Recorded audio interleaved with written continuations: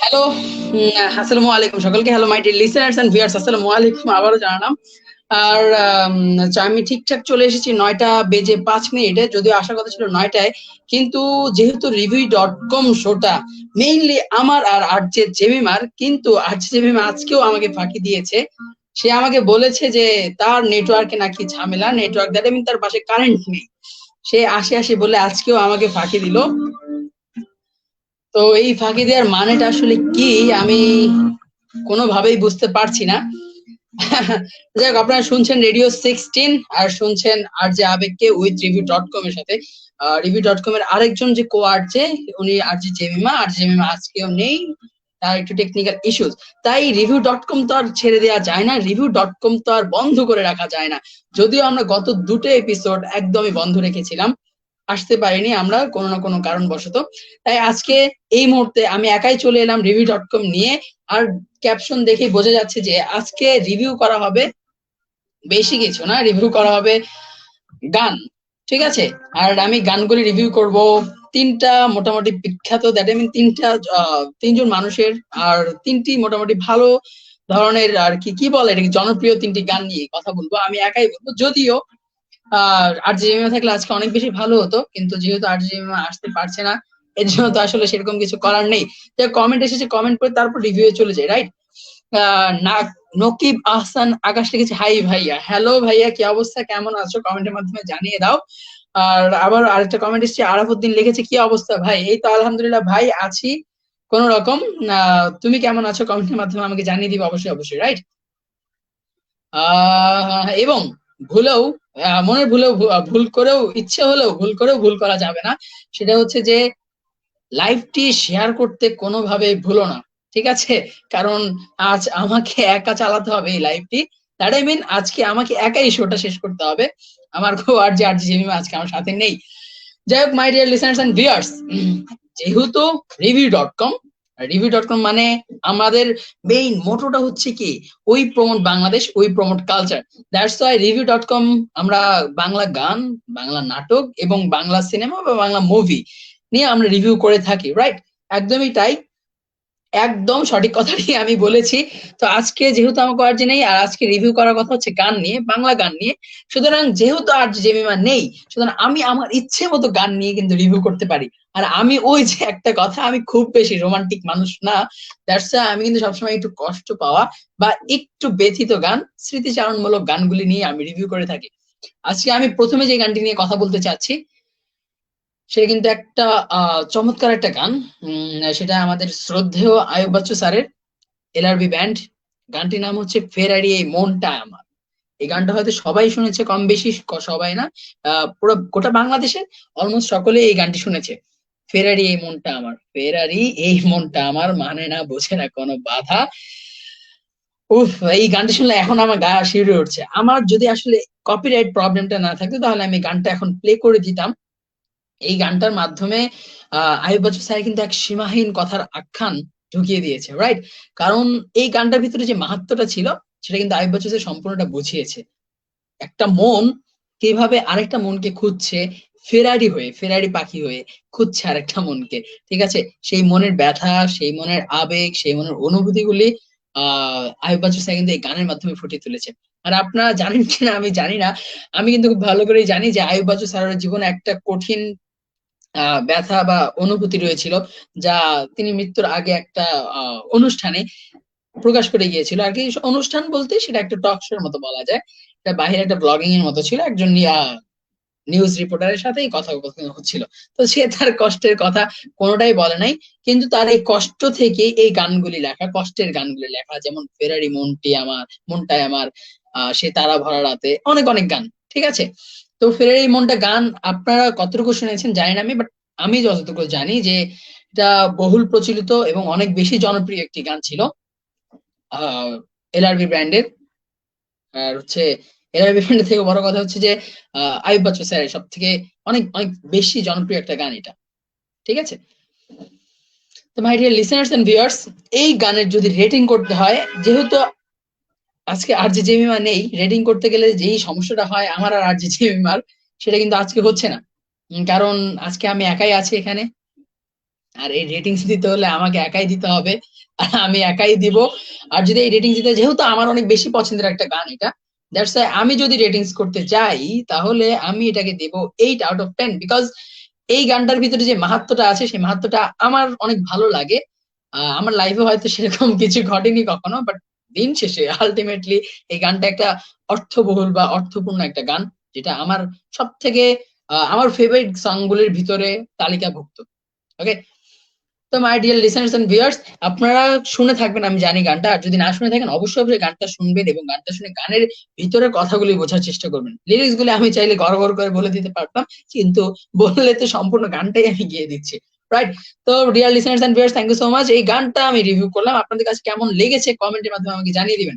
আরাফুদ্দিন comment করেছে, আলহামদুলিল্লাহ ভাই ভালোই আছে। যাক, আলহামদুলিল্লাহ, thank you so much comment করার জন্য এবং কমেন্টের মাধ্যমে জানিয়ে দেওয়ার জন্য যে তুমি ভালো আছো। আর আমি চাই এই পৃথিবীর সবগুলি মানুষ, প্রত্যেকটা মানুষ ভালো থাকুক, আর ভালো না থাকলেও ভালো থাকার চেষ্টাটা করুক।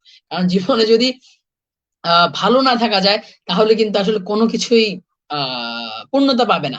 সবার আগে মুখে হাসি রাখতে হবে, ভালো রাখতে হবে। আবার আমার মতো রোবট হওয়া যাবে না যে কখনো হাসতে পারে না। ওকে, তো my dear listeners and viewers, এইবার যেহেতু আজকে জেমিমা নেই, শোটা সম্পূর্ণরূপে আর কি চুপচাপ, বিষণ্ণ, একদম আর কি প্রাণবন্ধ হয়ে উঠছে না, একদম প্রাণহীন হয়ে রয়েছে, রাইট?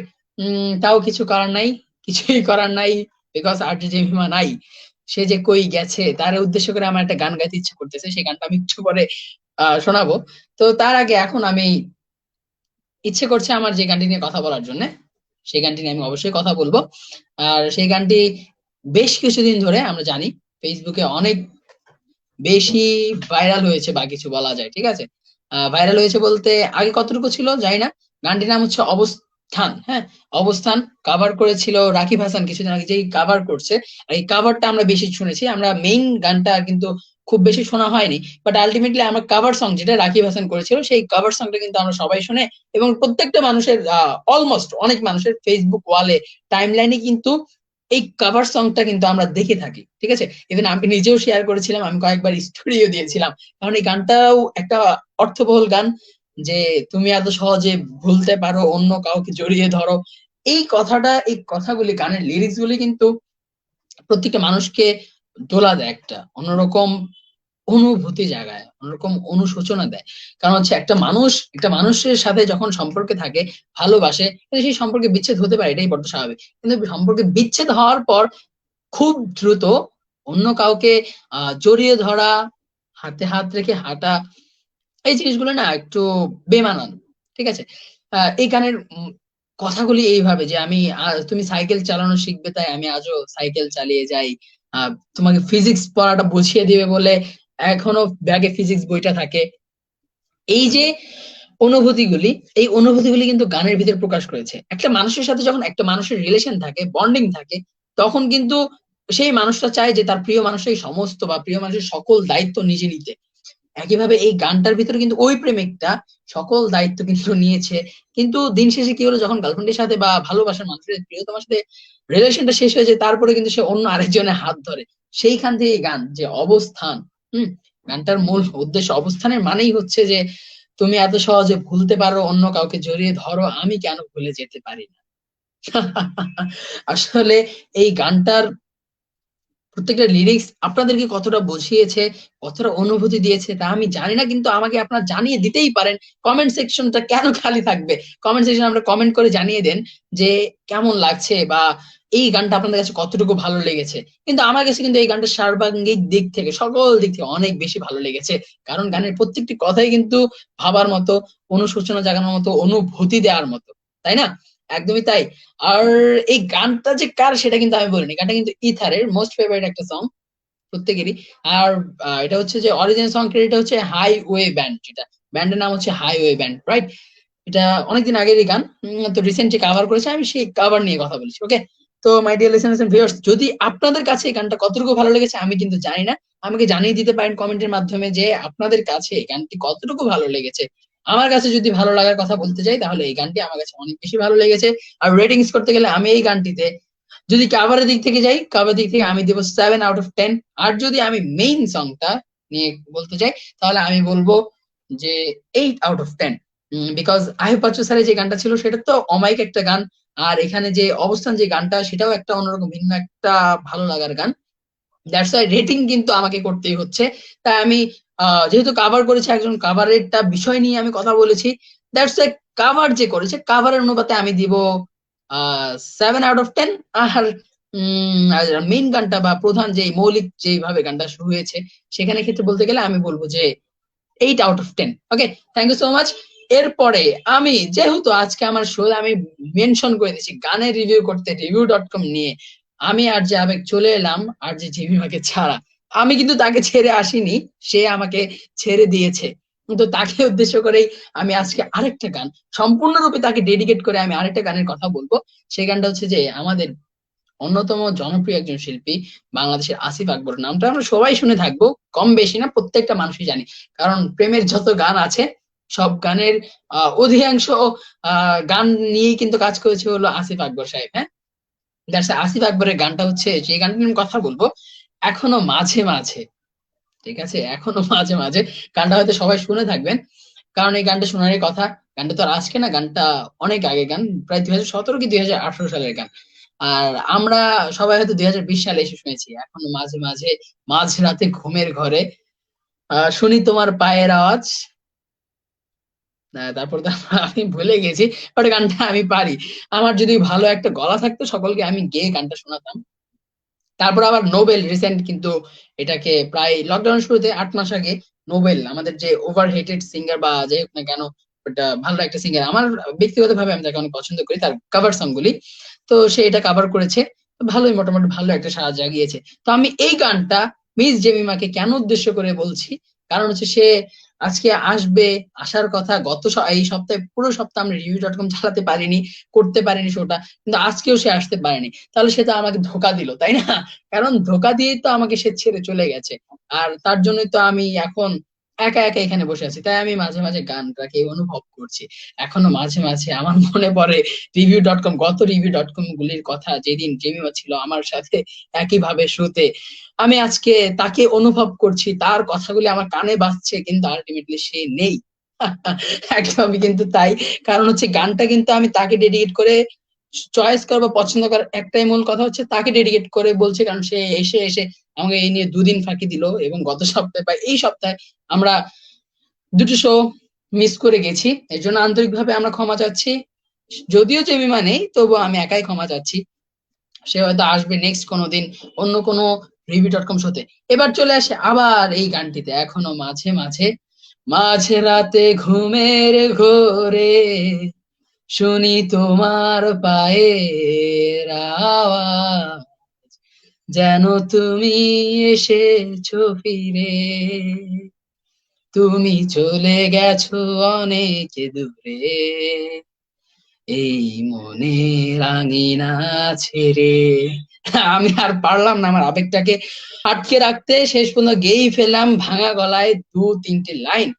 তো my dear listeners and viewers, এই গানের যদি রেটিং করতে চাই, আসলে এটা রেটিং করার মতো সং না, যদি আসিফ আকবর প্রত্যেকটা গানই অলমোস্ট ভাইরাল, অলমোস্ট জনপ্রিয়, তবুও আমাকে রেটিং করতে যদি হবে, রেটিং কারণ করতেই হবে, কারণ এই শোটাতে কিন্তু রেটিং করাটা হচ্ছে মেইন আকর্ষণীয় দিক। তা আমি যদি রেটিং করতে চাই, আমি এটাকে দিব 9/10। বিকজ গানের প্রত্যেকটি কথা আমার লাইফের সাথে মিলে কতটুকু জানি না, তবে আজকে জেমিমার সাথে মিলে গেছে, কারণ জেমিমা তো এসে এসে আসলো না, সে মাঝে মাঝে আসে আমার সাথে আবার চলে যায়। তাই আমি অনেক কষ্ট পাই, অনেক বেশি ব্যথা পাই, ব্যথিত হই। তাই আমি তাকে ডেডিকেট করে গানটা গেলাম, যে সে মাঝে মাঝে যখন আসতো আজ আসেনি, তাই আর কি। তো 9/10। তো my dear listeners and viewers, অনেক সময় ধরে অনেক বেশি বক বক করছি আমি একাই একাই একাই, আর ক্ষণে ক্ষণে মিস করছি আমি জেমিমাকে। যে বেশি সবসময় বক বক করে, আজকে সে নেই আমার পাশে। তো কি হয়েছে মাই ডিয়ার লিসেনার্স, আপনারা তো আছেন আর আমি তো আছি। রিভিউ.কমে কিন্তু 3টি গান নিয়ে কিন্তু কথা বলা আমার অলরেডি শেষ। তো সময়ের দিকে যদি দেখাতে চাই, সময় কিন্তু সংকলন, বিদায় কিন্তু নিতেই হবে। বিদায় না নিলেও বেশি কথা বলাও যাবে না, কারণ আর টপিক তো হাতে নেই। আর শোটার নাম রিভিউ.কম। রিভিউ.কম মানে গান, নাটক, সিনেমা, অবশ্যই তা হয় বাংলা। বাংলা গান নাটক নিয়ে কিন্তু আমরা কথা বলে থাকি, রিভিউ করে থাকি। যেহেতু আজকে গানের রিভিউ কথা ছিল, আমরা শুক্র এবং সোম আর বুধ, রাইট, শুক্র সোম বুধ আসি, শনিবার আসতে পারে না। কারণ শনিবার আমাদের যে মিস জেমিমার একটা স্পেশাল শো থাকে, সেটা হচ্ছে স্টার 16। দ্যাটস ওয়াই জেমিমা শনিবার আসতে পারে না, এই জন্য শুক্র সোম বুধ আমরা ঠিক রাত 9টায় চলে আসব আপনাদের মাঝে রিভিউ.কম নিয়ে। তবে দোয়া করবেন যেন রিভিউ.কম এর নেক্সট শোতে আর যে জেমিমা অবশ্যই অবশ্যই থাকতে পারে, নাকি সে আবারও ফাঁকি দিবে, কমেন্টে কিন্তু আমাকে জানিয়ে দিবেন। আর যদি সে ফাঁকি দেয়, এর জন্য আপনাদের কি করতে ইচ্ছা হবে বা কিছু আমাকে কিন্তু জানিয়ে দিবেন। কারণ আমি কিন্তু অধীর আগ্রহে থাকবো অপেক্ষায়, জেমিমা আসবে কি আসবে না আমি কিন্তু জানি না। ইচ্ছা হয় যে তাকে নিয়ে আসি, কিন্তু সে যদি ফাঁকি দেয় কি আর করার বলেন। তো my dear listeners and viewers, অনেক সময় ছিলাম আপনাদের সাথে, শোটা প্রায় শেষ পর্যায়ে চলে এসেছি, যেতে হবে। তবে যদি ইচ্ছে করে না, চিরস্থায়ী হয়ে থাকতে ইচ্ছে করে আপনাদের মাঝে, সব সময় প্রত্যেকটা মুহূর্তে আপনাদের সাথে আমার থাকতে ইচ্ছে করে, কিন্তু আজকে আপনারাও আপনাদেরকেও ছুটি দিয়ে দিব, আমাকেও ছুটি নিতে হবে। কারণ গানের পালা তো শেষ, রিভিউ করার কথা তো শেষ, রিভিউ তো আমাদের শেষ হয়েই গেল, তাই না? So my dear listeners and viewers, এখন এই মুহূর্তে 9টা বেজে 2 মানে 9টা বেজে 22 মিনিট, আর আমি ছিলাম অনেক সময় আপনাদের সাথে, রিভিউ করাও শেষ, বিদায় পালা চলে এলো, বিদায় দিতেই হবে। যাওয়ার আগে আরেকটি কথা বলে যাব, গুগল প্লে স্টোর থেকে আমাদের রেডিও 16 এর অ্যাপটি অবশ্যই অবশ্যই ডাউনলোড করে নেবেন। এবং হচ্ছে যে কোনো মুহূর্তে আমাদেরকে শুনতে অ্যাপের সাথে কানেক্টেড থাকবেন। ওয়েবসাইট আছে এবং ফেসবুক তো আছেই, because we are the first social radio station of Bangladesh. That's why প্রত্যেকটা সোশ্যাল মিডিয়াতে আমাদেরকে পেয়ে যাবেন। আবারও বলছি, we are the first social media বা social radio station of Bangladesh. Okay, that's why আপনারা সবসময় রেডিও 16 এর সাথে থাকবেন, আমাদের সাথে থাকবেন, রিভিউ.কম এর সাথে থাকবেন, এবং আমার শো জ্ঞান ভান্ডার এবং প্রত্যেকটা আর্জিকে সাপোর্ট করে যাবেন, এবং রেডিও 16 কে সাপোর্ট করে যাবেন।